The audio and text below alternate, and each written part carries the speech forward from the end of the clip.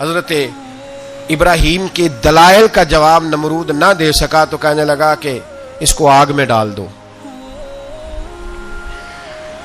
قوم گئی ہوئی تھی ساری. آپ نے بات سنی ہوئی ہے, میں نے صرف اشارہ دینا ہے. میلے پہ تو حضرت سیدنا ابراہیم علیہ السلام نے سارے بت توڑ دیے, کلاڑا بڑے بت کی گردن پہ رکھا. واپس آئے, کہنے لگے بت کس نے توڑے ہیں؟ تو فرمایا اس سے پوچھ لو جس کی گردن پہ کلاڑا ہے. کہنے لگے یہ تو بول ہی نہیں سکتا. تو فرمانے لگے بڑے بیوقوف ہو, جو بولتا ہی نہیں, سنتا ہی نہیں, اپنا آپ نہیں بچا سکتا, اس کی پوجا کرتے ہو. کہنے لگے پکڑو, دلیلیں ختم ہو گئی, اس کو آگ میں ڈالو. بہت بڑی حویلی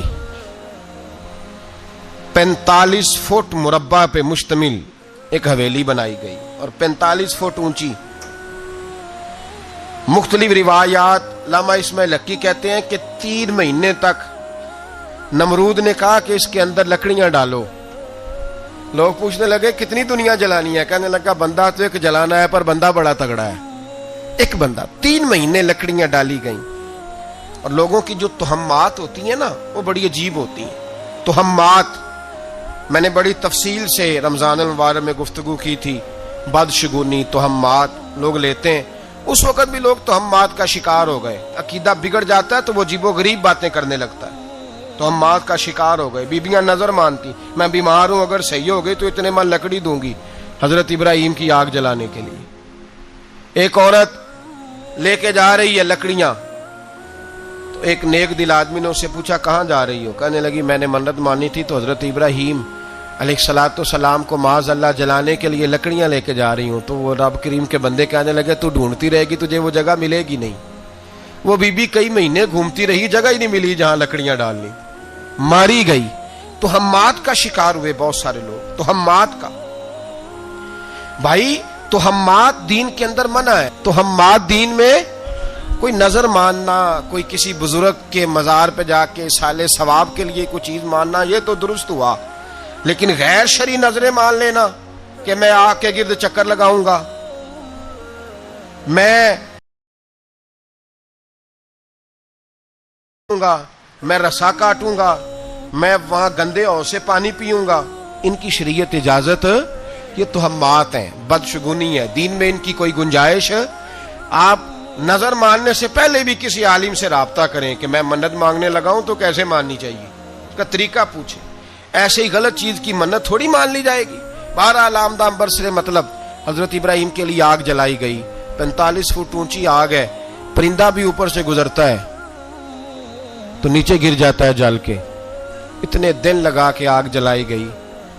اب حضرت ابراہیم کو جلایا جانے لگا ہے. یہاں تو موجیں ہے نا, جو کسی ادارے کا سربراہ ہے اس کے لیے موج ہے, کسی جگہ آفیسر بن گیا تو موج ہے, پیر صاحب کے لیے موج ہے, علامہ صاحب کے لیے موج ہے, خطیب صاحب کے لیے موج ہے. جلنا کس کو پڑتا ہے؟ وہ علی کوئی نہیں رہا اللہ ماشاء اللہ. وہ لوگ گزر گئے جو تکلیفیں سہ کے کام کرتے تھے, گزر گیا زمانہ. حضرت سیدنا ابراہیم علیہ السلام کو جلایا جانے لگا ہے تو اب اتنی بڑی آگ ہے تو ڈالیں کیسے؟ شیطان نے تجویز دی کہ منجنیق بناؤ. منجنیق, بڑے بڑے بانس باندھ کے ان کے نیچے رسا باندھو. وہ جس طرح جھولنے کے لیے جھولا بنایا جاتا ہے, اس طرح ایک منجنیق پرانے زمانے میں اس میں پتھر رکھ کے پھینکے جاتے تھے دشمنوں پہ. وہ منجنیق بنائی گئی کہ دور سے حضرت ابراہیم کو پھینکیں گے. ہاتھ حضرت ابراہیم کے باندھ دیے, پاؤں مبارک باندھ دیے, پوری زمین پہ ایک نام لینے والا خدا کا. اور اس کو آج رسیوں میں جکڑا ہوا ہے. جب پھینکا جانے لگا نا آگ میں, حوریں رونے لگی, فرشتے تڑپنے لگے, اے اللہ یہ کیا ہونے لگا ہے؟ ایک تیرا خلیل اور وہ بھی آگ میں. فرمایا جاؤ جا کے اس سے کہو اگر تمہاری مدد لیتا ہے تو اسے بچاؤ. ہوا کا فرشتہ آیا, کہا ابراہیم اگر تو کہے. او بھائی, ان چیزوں کو کہانی سمجھ کے نہ سنا کریں, یہ داستان نہیں, یہ وہ طریقے ہیں جو ہمارے رسول نے ہمیں اپنانے کا حکم ارشاد فرمایا ہے. جو عقیدے, یہ وہ نظریات ہیں جو ہمیں اوڑھنے کو کہا گیا. اپنے رب کریم کی رضا پہ راضی رہنے کے یہ وہ خوبصورت مواقع ہیں صوفیاء نے جن کو بنا کر سمجھا کر ہم تک پہنچایا ہے. یہ ہے اہل طریقت کی باتیں. وہ کہتے ہیں یار جس حال میں رکھے راضی رہنا ہے. حضرت ابراہیم علیہ الصلوۃ والسلام کو پھینکا جا رہا ہے, فرشتہ آیا, اے اللہ کے خلیل اگر حکم دو تو اتنی ہوا چلاؤں کہ نمرودی جل جائیں سارے. आग उन पे फेंक दी जाए। आपने फरमाया तू जा, तुझसे मुझे कोई काम नहीं। थोड़ी देर के बाद पानी का फरिश्ता आया, कहा हुजूर इतनी बारिश बरसाऊंगा कि आग बुझ जाएगी। फरमाया तू जा, तुझसे कोई काम नहीं। अब जब मंजनीक में रख दिए गए, आग में जाने का लम्हा है, तैयारी है, हजरत जिब्रील अमीन हाजिर खिदमत हुए। कहा इब्राहिम कोई हाजत? फरमाया तुझसे कोई नहीं। कहा चलो मुझसे नहीं तो रब करीम से ही बात कर लो, मुझे पता है मैं छोटा हूं, आप मुझसे मदद क्यों लोगे, रब करीम से ही बात कर ले। तो हजरत इब्राहिम कहने लगे जिब्रील ये बता, रब को नहीं पता उसका खलील किस हाल में है? उसे नहीं पता मैं किस हाल में हूं, मेरे हाथ बंधे हैं, पैर बंधे हैं आग में, उसे नहीं पता? बताया तो उसे जाता है जिसे खबर ना हो। तो अगर उसे पता है, तो अगर वो जलाने पे राजी है तो मैं भी जलने को तैयार हूं, मैं तैयार हूं, मैं तैयार हूं। उसे कहो ठीक है। हजरत सैयदना इब्राहिम अलैहिस्सलाम को मंजनीक में डाल के जो फेंका आग में, या नारुकूनी बरदम व सलामन अला इब्राहिम, अल्लाह ने फरमाया ए आग मेरे इब्राहिम पे ठंडी भी हो जा और सलामती वाली भी हो जा। हजरत इब्राहिम को दो फरिश्तों ने बिठा दिया जमीन पे, फूल खिले हैं, कौंपलें महक रही हैं, कलियां खुशबू दे रही हैं। हजरत इब्राहिम ने सर सजदे में रख दिया, सुबहान अल्लाह वल्हम्दुलिल्लाह वला इलाहा इल्लल्लाह वल्लाहु अकबर। हजरत इब्राहिम अल्लाह की तस्बीह पढ़ने लगे, रब करीम का शुक्र बजा लाने लगे। निकले वहां से, कुछ दिन गुजर गए, निकले, हुक्म हो गया इब्राहिम इलाका छोड़ दो। हजरत इब्राहिम अलैहिस्सलाम वहां से निकल के मिस्र आए, चचा के पास ठहरे। उन्होंने अपनी बेटी जनाबे सारा का निकाह कर दिया। कुछ आगे बढ़े तो एक जालिम बादशाह से टकराए। उसने एक शहजादी, एक बादशाह की बेटी कैद की हुई थी, जनाबे हाजरा नाम था, उनको कैद से छुड़ा के साथ लाए। हजरत लूत अलैहिस्सलाम भी साथ। ये 4 लोगों का काफिला चला, फलस्तीन में जाके पड़ाव डाला, घर बार छोड़ा, तबलीग शुरू हुई। हजरत इब्राहिम के घर में 2 खवातीन है, एक आपकी बीवी हैं, एक हजरत हाजरा है। औलाद कोई नहीं, बड़ा मेवा है मीठा। घर वही आबाद होता है जिसमें बच्चे रोते हैं, घर होता ही वो है जिसमें बच्चों की चंचनाहट होती है, भिन भनाहट होती है। हजरत इब्राहिम ने एक बच्चा रोते हुए देखा तो आंखों में आंसू आए, कहने लगे रब्बी हबली मिनस सालिहीन, या अल्लाह मुझे भी नेक औलाद अता कर दे। हजरत सारा ने सुन लिया, कहने लगी इब्राहिम शायद मेरे बतन से तो आपको नसीब नहीं, हाजरा से निकाह कर लो। नाबे हाजरा से निकाह हुआ। अल्लाह तो बड़ा बेनियाज है, रब करीम ने हजरत इस्माइल जैसा खूबसूरत बेटा अता फरमाया। बेटा काला स्याह भी हो तो सीने की ठंडक होता है, पर यह तो वो बेटा है जिसकी पेशानी में नूरे मुहम्मदी चमकता है सल्लल्लाहु अलैहि वसल्लम। हजरत सैयदना इस्माइल अली इतने खूबसूरत। अब जिस बीवी के यहाँ बेटा था, बैठना उठना भी ज्यादा उसके पास, आना जाना भी उसके पास, तवज्जो उधर हो गई। जनाबे सारा रश्क करने लगी। एक दिन कहने लगी इसे छोड़ आ जंगल में, वादी गैर ज़ीज़र इन, मक्के के पास। भाई एक बेटा आलमे दीन बना लो। कहने लगा रोटी कहां से खाएगा? तेरे 5 बेटे हैं, को हाफिज़े कुरान बना, कहते रोटी कहां से खाएगा? वो बच्चा भी कहता है मैं कहां से खाऊंगा। हजरत इब्राहिम अलैहिस्सलाम तो चंद महीने का बच्चा छोड़ आए, तो कहां से रोटी खाई हजरत इस्माइल ने? कहां से खाई उनकी अम्मा ने रोटी? भूखे मर जाते हैं ये सारे। मैं बड़ी जिम्मेदारी से कहा करता हूं कि जितनी खूबसूरत रोटी अल्लाह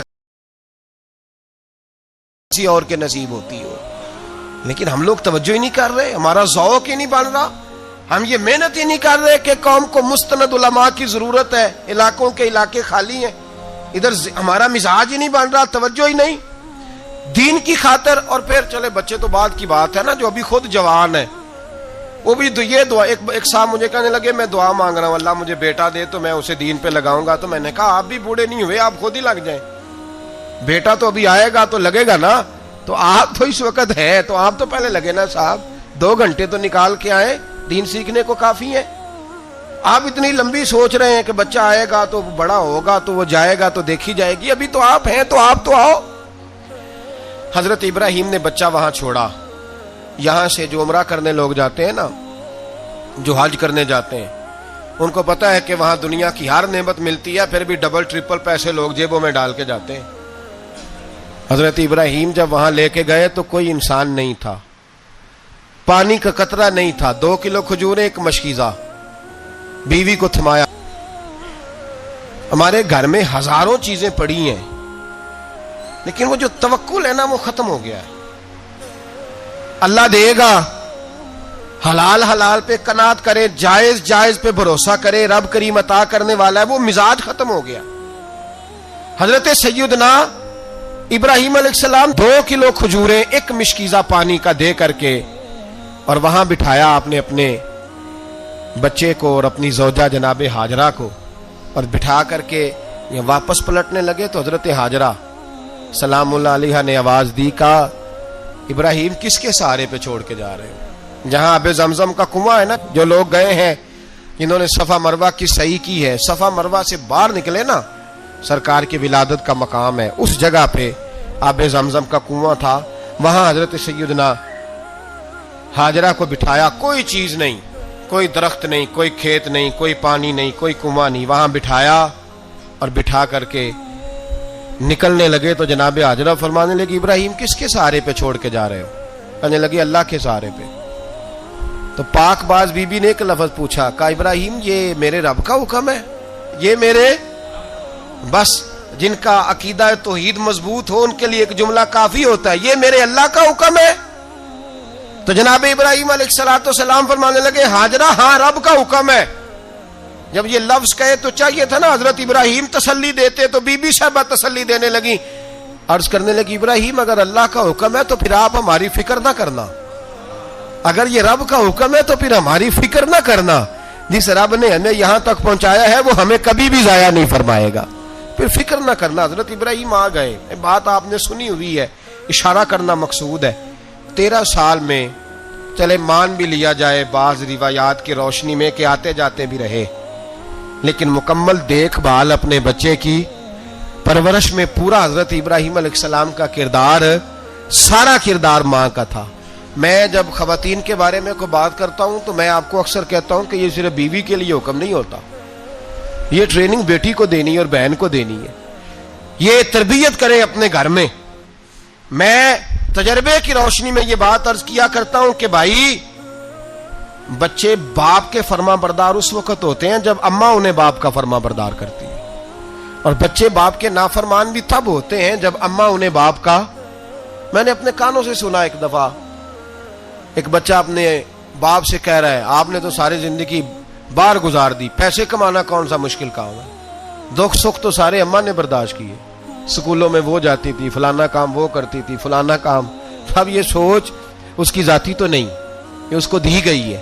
اور اگر اس کو یہ سوچ دے دی جائے کہ اماں کہے کہ میں تو اپنوں میں رہی ساری زندگی، میں نے تو اپنوں میں وقت گزارا، اور تیرا باپ تو کئی دفعہ جنازے بھی نہیں پڑھ سکا، اس نے تو ماں باپ ایسے دفن کر دیے، وہ اگر یہ سوچ فراہم کرے تو پھر بچہ باپ کا فرما بردار ہوتا ہے. اور یہ والی روایتیں ہم بیوی کو سناتے ہیں، حالانکہ کس کو سنانی چاہیے؟ بولیے، بہن اور بیٹی کو. بہن اور بیٹی کو سنائیں یہ باتیں، ان کو سمجھائیں تاکہ آگے جا کے وہ جو گھر ترتیب دیں وہ گھر بڑا عمدہ اور نکھرا ہوا ہو. حضرت سیدنا ابراہیم 13 سال کے بعد آئے، چونکہ گھر میں اللہ تبارک و تعالیٰ کی دوستی کا چرچا تھا، اللہ تبارک و تعالیٰ کی محبوبیت کا غلبہ تھا. 13 سال کے بعد فلما بالغ معہ سعیا، بیٹا جب اتنا بڑا ہوا کہ سال چلنے لگا تو حضرت ابراہیم نے اپنے بیٹے کو بلا کے کہا بیٹا مجھے خواب آئی ہے، میں تجھے ذبح کر رہا ہوں، تیری کیا رضا ہے؟ تو حضرت اسماعیل کہنے لگے یا ابت افعل ما تؤمر، ابا جی اللہ جیسے حکم دیتا ہے میرے ساتھ ویسے ہی کریں، جیسے اللہ حکم دیتا ہے ویسے ہی، بولیے، ویسے ہی کریں. حضرت ہاجرہ کو کہا کہ ایک دوست نے دعوت کی ہے تو وہاں جا رہے ہیں. بی بی مطمئن ہے، تفصیلات کی ضرورت نہیں، ختم بات، اعتبار ہے، مطمئن ہو گئی. شیطان پیچھے سے آیا اماں کے پاس. ذرا تھوڑی دیر کے لیے تصور جمائیے، یہاں تو پڑوسن آ کے کوئی بات بتا دیتی ہے خاوند کے بارے میں تو کئی مہینے جھگڑا جاری رہتا ہے، پڑوسن محلے دار. شیطان نے آ کے بتایا لفظ کیا ہے؟ کہا حاجرہ تمہیں پتہ لگے دوست کون ہے؟ رب کریم. اور ابراہیم کا خیال ہے کہ اس رب نے مجھے حکم دیا ہے کہ میں ذبح کروں. تو حضرت ہاجرہ کہنے لگی کبھی باپ بھی بیٹے ذبح کرتے ہیں؟ شیطان کہنے لگا ان کا خیال ہے کہ ان کے رب نے حکم دیا ہے. تو جناب ہاجرہ فرمانے لگی اگر رب نے حکم دیا تو پھر تو مجھے شیطان لگتا ہے. تو مجھے شیطان لگتا ہے. کہا کیا مطلب؟ فرمانے لگی اگر رب کریم کا حکم ہے تو میرے پاس ایک اسماعیل ہے, اگر 1000 بھی ہوتے میں سارے اللہ کے راستے میں پیش کر دے دیتی. مالک کا ہی تو ہے سارا کچھ, اسی کا ہے, اس میں لیت اللہ کی کیا گنجائش. حضرت سیدنا ابراہیم علیہ السلام نے بیٹے کے حلق پہ چھری رکھ بھی دی اور چھری چلا بھی دی, رکھ بھی دی, اور وہ تو اللہ کریم نے فرمایا یا ابراہیم قد صدقت الرؤیا, ابراہیم تو نے خواب سچا کر دکھایا, وہ قیامت تک تیرا نام رہے گا. حضرت ابراہیم نے وطن بھی دیا, جان بھی دی, بیٹا بھی. اللہ کریم نے دمبے دیے, فرمایا یہ فدیہ ہے. اب یہ قربانی قیامت تک حضرت ابراہیم کے طریقے کے مطابق جاری ہے. حضرت ابراہیم بہت بڑے مہمان نواز تھے, بہت بڑے. آپ جب مصر میں قیام تھا تو بڑے بڑے لمبے چوڑے لنگر پکتے تھے, لوگ آیا جایا کرتے تھے, بڑا تفصیل کے ساتھ کھانا ہوتا تھا. مہمان نوازی آپ کی خاص صفت مبارکہ ہے.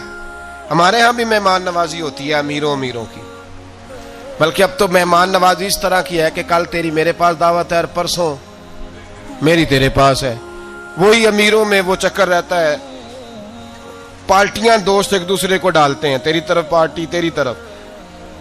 اور اسی انداز میں اب یہ عید آئے گی نا, ٹکا پارٹیاں ہوں گی جگہ جگہ, اور لوگ سوال پوچھنے لگے ابھی سے, کہتے ہیں قربانی کا کتنا گوشت گھر رکھنا جائز ہے, قربانی کا کتنا گوشت گھر رکھنا جائز ہے؟ سارا ہی جی. اس لیے فریزر لے لے, فریج سے نہیں کام چلے گا, سارا ہی جہاز گھر رکھنا سارا ہی جائز ہے, رکھ لیں. او خدا کے بندے, قربانی وہ بندہ دیتا ہے جو سارا سال ہی گوشت کھاتا ہے. صحیح کہہ رہا ہوں؟ قربانی صاحب نصاب صاحب استطاعت بندہ دیتا ہے نا, تو وہ سارا سال ہی گوشت, تو سارا گھر میں رکھنا بھی جائز ہے, لیکن سارا دے دینا بھی. تو جو آ رہی ہے اس پہ کیوں توجہ کرتے ہو, جو دوسرا جائز ہے اس پہ کیوں نہیں عمل کرتے؟ سارا تقسیم کر دیں, بات ختم ہوئی. یقین کریں محرم میں جا کے دوست ٹیلی فون کر کے سوال پوچھتے ہیں, کہتے ہیں صاحب سنا ہے قربانی کا گوشت محرم میں کھانا جائز نہیں. میں کہ نہیں, ربیع الاول چ بھی جائز جے, رجب رمضان تک کھاؤ, کوئی بندہ نہیں منع کرتا, اس لیے کہ کسی کو دینا تو پسند ہی نہیں. یہاں پھر اس میں سے جو خاص چیزیں ہیں وہ اپنی فریج میں, اور باقی جو ہے وہ دوسروں کے لیے. یہ کیا طریقہ ہے ہمارا؟ اور اسی پہ عمل ہے. اللہ تبارک و تعالی ہمیں سمجھنے کی توفیق عطا فرمائے. حضرت ابراہیم بہت بڑے مہمان نواز تھے. صرف قربانی نہیں دیتے تھے, سارا سال بہت سارا لنگر, بہت سارا کھانا پینا, بہت ساری چیزیں جاری رہتی تھی. اور جتنے غریب لوگ تھے فلسطین کے, ان کو پتا تھا کہ حضرت ابراہیم علیہ السلام کا لنگر جاری ہے. فلسطین میں جب آپ کا قیام تھا, ایک دفعہ ڈھیروں مہمان آ گئے اور کھانے کو کوئی چیز نہیں. حضرت سارا اور جناب ہاجرہ دونوں اس وقت موجود تھیں. وہ کہنے لگی ابراہیم بہت سارے مہمان آ گئے تو کیا کریں؟ جناب سارا کہنے لگی کس طرح کر کے ان کی مہمان نوازی کرنی. اور حالات یہ ہیں کہ قحط پڑا ہوا ہے فلسطین میں, مصر میں, دور دراز علاقوں میں. تو حضرت ابراہیم کہنے لگے یہ اللہ کے مہمان ہیں اور ہمیں رب کریم کا بندہ سمجھ کے آ گئے, اللہ ہی بندوبست کرے گا. فرمانے لگے میرا مصر میں ایک دوست ہے, وہ قحط کے دنوں میں غلہ جمع کر لیتا ہے, میں اس کی طرف پیغام بھیجتا ہوں, مجھے امید ہے وہاں سے غلہ ملے گا. 2 3 5 اونٹ والے غلام بلائے اور ان کو کہا کہ جاؤ غلہ لے آؤ مصر کے دوست سے. وہ لوگ کہتے ہیں ہم غلہ لینے گئے, وہاں جب پہنچے تو حضرت ابراہیم خلیل اللہ علیہ السلام کا پیغام دیا تو آپ کا وہ دوست کہنے لگا غلہ تو بے شمار تھا, مجھے خبر نہیں تھی کہ حضرت ابراہیم کا پیغام آئے گا, تو میں تو سارا تقسیم کر چکا ہوں. لوگ لے گئے, اب تو کوئی شے نہیں. اب وہ خالی آ گئے 5 کے 5 اونٹ. جب خالی آئے تو حضرت ابراہیم کی حویلی کی دیواریں چھوٹی چھوٹی تھیں. ان غلاموں میں سے, خادموں میں سے, آپ کے ان چاہنے والوں میں سے ایک کہنے لگا یار وہ غریب تو انتظار کر رہے ہوں گے کہ غلہ لینے گئے ہیں, ہمیں روٹی ملے گی. چھوٹی چھوٹی دیواریں ہیں, وہ جب دیکھیں گے نا خالی آ گئے تو انہیں تکلیف ہوگی. اس طرح کرو بوریوں میں ریت بھر لیتے ہیں, ریت بھر کے لے جاتے ہیں, بعد میں اندر رکھ کے انہیں سمجھا بہلا لیں گے یا حضرت ابراہیم کو بتائیں گے, وہ خود ہی ان لوگوں کی دلجوئی فرمائیں گے. اب غلہ کی جگہ ریت بھر کے اونٹوں پہ رکھ کے لائی گئی. لا کے بوریاں جب رکھ دی گئیں, حضرت ابراہیم علیہ السلام دوپہر کے وقت آرام فرما رہے تھے. بی بی سارا اٹھی, کہتی ہیں جب میں نے دیکھا نا کہ بوریاں پہنچ گئی ہیں تو گئی, غلام کو ساتھ لیا اور اس کو جب کھولا نا تو کہتی اتنی حسین گندم میں نے پہلے کبھی دیکھی نہیں تھی، اتنا پیارا دانا میں نے کبھی ملاحظہ ہی نہیں کیا تھا۔ فرماتی ہیں جب اس کو پیس کر چکی میں روٹیاں پکائیں تو خوشبو دور دور تک پھیل گئی، اعلیٰ غذا بنی، بڑے بڑے کھانے بیویوں نے مل کے پکائے، چن دیے گئے۔ حضرت ابراہیم اٹھے تو لوگ کھانا کھا رہے، سجدہ شکر ادا کیا، اور جب سجدے میں گئے تو وہی آنے لگی، پھر رونے لگے۔ جب پلٹ کر باہر تشریف لائے تو جناب سارا کہنے لگی ابراہیم تمہارا مصری یار بڑا اچھا ہے، اس نے اتنی اعلیٰ گندم بھیجی ہے کہ اتنی تو میں نے پیاری گندم کبھی دیکھی نہیں۔ جناب ابراہیم مسکرائے، فرمانے لگی سارا یہ مصری یار نے نہیں بھیجی، یہ میرے عرشی یار نے بھیجی ہے، یہ میرے عرشی یار نے بھیجی ہے۔ بھائی مہمان نوازی مزاج تھا، ہاتھ لٹا دینا مزاج تھا، دوسروں کی اشک شوئی مزاج تھا۔ حضرت ابراہیم علیہ السلام کا طریقہ ہے قربانی، حضور نے ان کا طریقہ بیان کیا۔ اگر سال کے بعد قربانی دینا ان کا طریقہ ہے تو سارا سال غریبوں کو روٹی دینا بھی حضرت ابراہیم کا طریقہ ہے، سارا سال غریب کی نوکری کرنا یہ بھی حضرت ابراہیم کا طریقہ ہے۔ میرے مصطفیٰ کریم سید عالم صلی اللہ علیہ وسلم سے صحابہ نے پوچھا حضور بہترین مسلمان کون ہے؟ بہترین مسلمان؟ تو حضور نے فرمایا جو سلام لینے میں پہل کرے اور غریب کو روٹی کھلانے میں سب سے اچھا ہو، وہ بہترین مسلمان ہے، زبردست مسلمان۔ ہمارے ہاں دعوتیں ہوتی ہیں تو امیروں کی، افطاریاں تو امیروں کی، اور میرے مصطفیٰ کریم علیہ السلام نے فرمایا بدترین دعوت ہے جس میں امیر بلائے جائے غریب نہ بلائے جائے، وہ بدترین دعوت۔ حضرت ابراہیم کا طریقہ رہا ساری زندگی مہمان نوازی، اور دوسرا ان کا مزاج تھا، اللہ سے پیار ہو گیا تھا نا۔ جب رب کریم سے محبت ہوتی ہے نا، اور محبت کا احساس ہوتا ہے دل میں، پھر سجدے لمبے ہوتے ہیں۔ عام آدمی تو نماز بھی نہیں پڑھ سکتا، اسے خدا سے محبت ہوتی ہے وہ تہجد بھی نہیں چھوڑ سکتا۔ وہ یہ محبت کی بات ہے نا، جس کو پیار ہوتا ہے اس کی تہجد بھی ہے، اس کی اشراق بھی ہے، چاشت بھی ہے، اس کے عمرے بھی ہیں، اس کے حج بھی ہیں، اس کے بار بار کعبۃ اللہ کے دیدار بھی ہیں۔ یہ محبت الہی ہے، جوش مارتی ہے۔ ان لوگ سجدہ کرتے ہیں تو اٹھتے ہی نہیں، اللہ کے بندوں سے پیار کرتے ہیں اللہ کی۔ حضرت ابراہیم کو رب کریم سے اتنی محبت تھی، اتنا پیار تھا کہ وہ آپ کی زندگی کے ہر پہلو سے چھلکتا تھا۔ ایک وقت ایسا آیا کہ اللہ تعالیٰ نے حضرت ابراہیم کو بہت زیادہ مال عطا فرمایا، اتنے اونٹ گنے نہیں جاتے، گائیں اتنی زیادہ کہ شمار نہیں ہوتی، بکرے بکریاں اتنی زیادہ کہ شمار، بہت زیادہ مال اللہ نے عطا فرمایا۔ اور ابھی کچھ عرصہ پہلے آپ پیچھے جائیں نا تو جو لفظ مال تھا وہ روپے پہ تو بولا ہی نہیں جاتا تھا، وہ جانوروں پہ بولا جاتا تھا۔ بہت زیادہ مال اللہ نے دیا، بکریاں گائیں اونٹ بیل بڑا کچھ۔ تو رب کریم نے فرشتوں سے فرمایا کہ واتخذ اللہ ابراہیم خلیلا، ابراہیم میرا دوست ہے۔ تو فرشتے کہنے لگے یا اللہ جسے اتنا کچھ دیا جائے اس نے دوست تو بننا ہی ہوتا ہے، تو نوازا ہی بڑا ہے، اتنا مال، اتنے کھیت کھلیان، اتنا کچھ۔ اللہ کریم نے فرمایا جاؤ آزمائش کر لو، امتحان لے لو۔ فرشتہ امتحان لینے پہنچ گیا۔ حضرت ابراہیم کے جانور چر رہے ہیں چراگاہ میں، حضرت ابراہیم بھی ہیں، غلام بھی ہیں، بہت بڑا ریوڑ ہے، آپ تشریف فرمائیں۔ ایک فرشتہ آیا تو کھیت میں چھپ کے بیٹھ گیا اور بلند آواز سے کہنے لگا سبحان اللہ والحمد للہ ولا الہ الا اللہ واللہ۔ یہ تسبیح بڑی پسند ہے، محبوب نے ان کی فضیلت بیان کی۔ اب وہ حضرت سیدنا ابراہیم علیہ السلام کھڑے تھے تو وہ کھیت میں بیٹھ کے تسبیح پڑھنے لگا سبحان اللہ والحمد للہ ولا الہ الا اللہ۔ حضرت ابراہیم کہنے لگے یہ میرے رب کا نام کون لے رہا ہے؟ بڑی اس کی میٹھی آواز ہے، بڑی، کون ہے؟ ڈھونڈنے لگے، گھومتے گھومتے اس کے پاس چلے گئے، فرشتہ انسانی شکل میں۔ تو میرے رب کا ذکر کر رہا تھا؟ اس نے کہا میں ہی کر رہا تھا۔ فرمانے لگے یار ایک دفعہ پھر نہیں کرتا؟ تو کہنے لگا ابراہیم پہلے تو میں اپنی مرضی سے کر رہا تھا، تو کہتا ہے تو پیسے لگیں گے، پیسے ہیں تو کر دیتا ہوں۔ حضرت ابراہیم کہنے لگے بول تو کیا لے گا؟ میرے اللہ کا ذکر سنانے کا کیا لے گا؟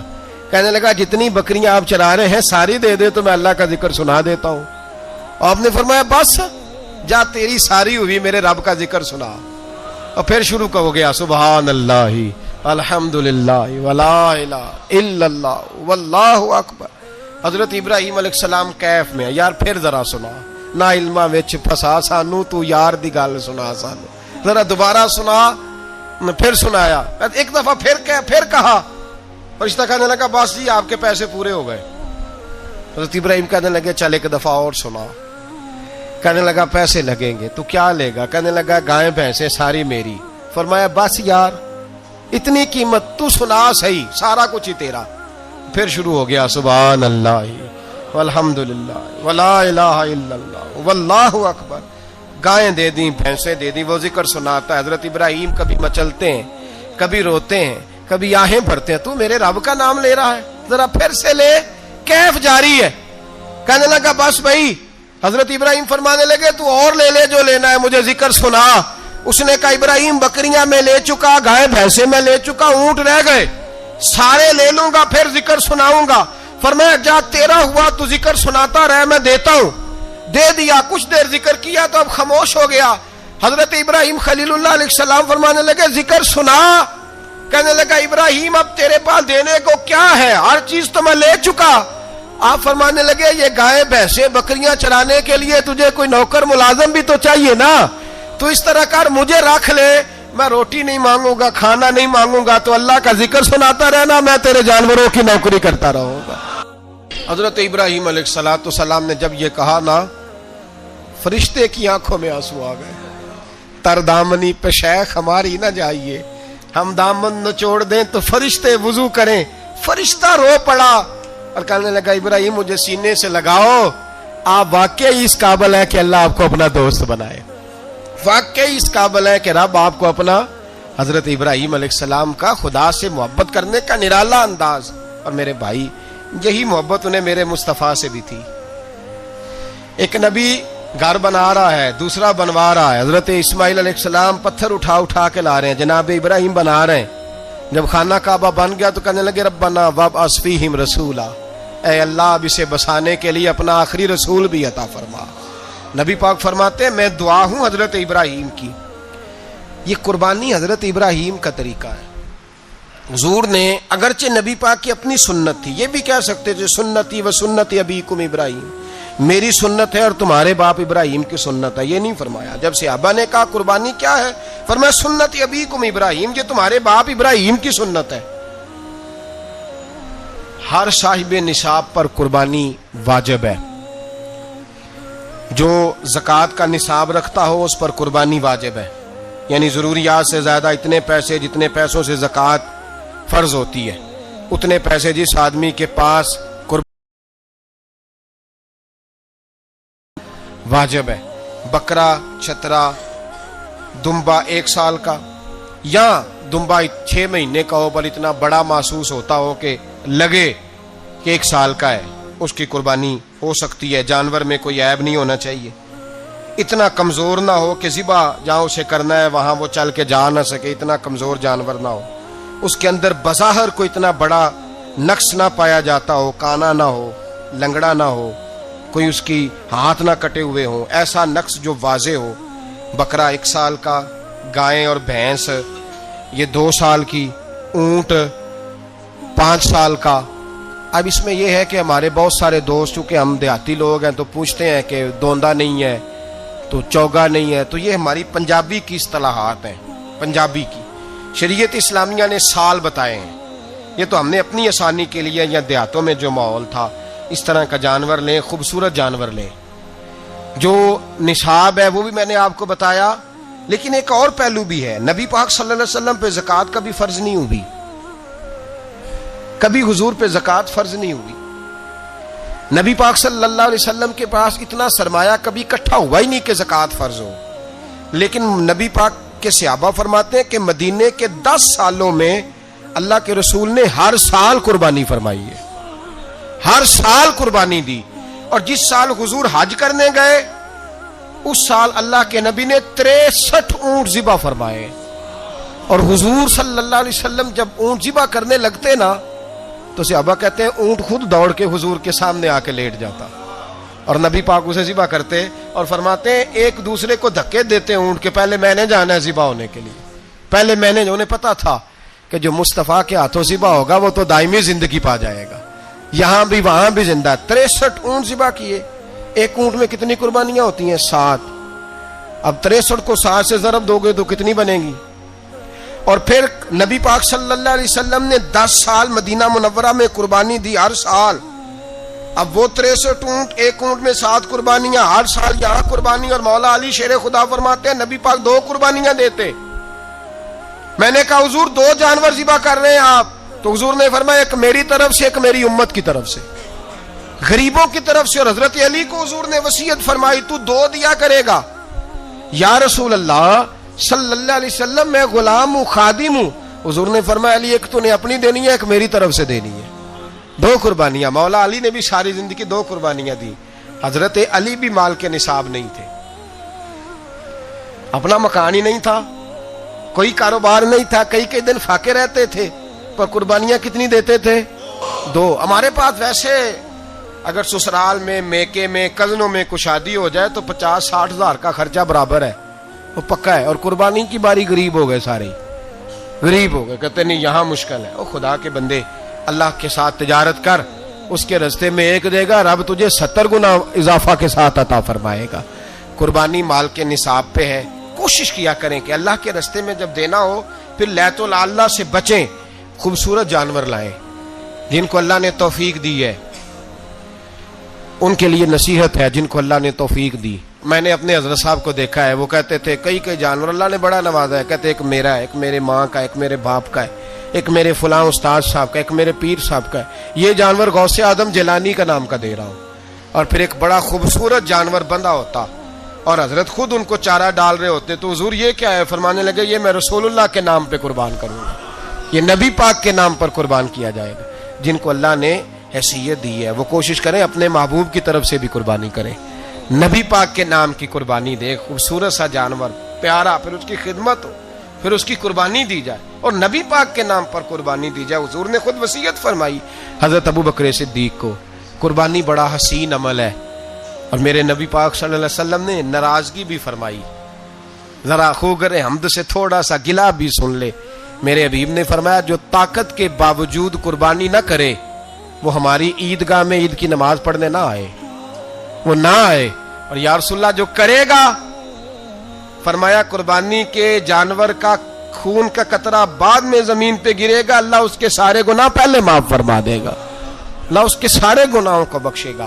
قربانی کریں، خوبصورت انداز میں کریں، اللہ کی رضا کے لیے۔ بزرگوں نے لکھا ہے 3 حصے کرو گوشت کے، ایک گھر میں رکھو، ایک رشتہ داروں میں بانٹو، پڑوسیوں میں بانٹو، اور تیسرا فقط غریبوں کو دو۔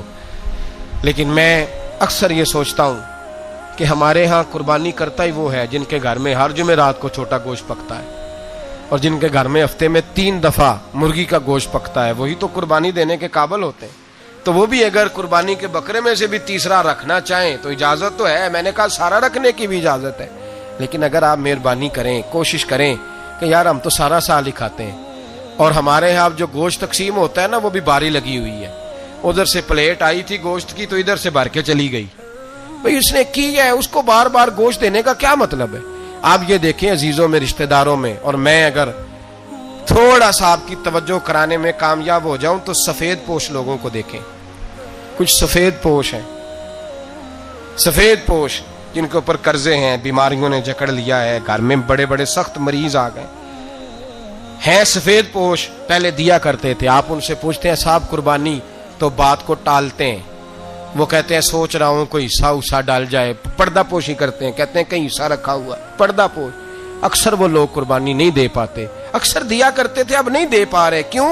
اس لیے کہ مشکلات ایسی آ گئیں۔ ان لوگوں کا خیال کریں، ان کے گھروں تک گوشت پہنچا کے آئیں، ان پر کچھ تو ایسے ہیں جو خود پہنچ جاتے ہیں کہ ہمیں گوشت دیا جائے، لیکن کچھ سفید پوش ہیں، لا یسألون الناس الہافا، اللہ فرماتے کچھ لوگ لپٹ لپٹ کے سوال نہیں کرتے، سفید پوشی کا بھرم رکھتے ہیں، کا مزاج نہیں۔ ان کی طرف دیکھیں، اپنے رشتہ داروں کو دیکھیں، خاص کر ان رشتہ داروں کو دیکھیں جن کا آپ کو پتہ ہے کہ غریب ہیں، مجبور ہیں، ان کے گھروں میں گوشت بھیجیں، غریب بیٹیوں، غریب بہنوں کا خیال کریں، اس طرف متوجہ ہوں، ان کے ساتھ اس نے سلوک کریں، اس طرف آپ لوگ خیال کریں۔ اللہ ہمیں سمجھنے کی توفیق عطا فرمائے۔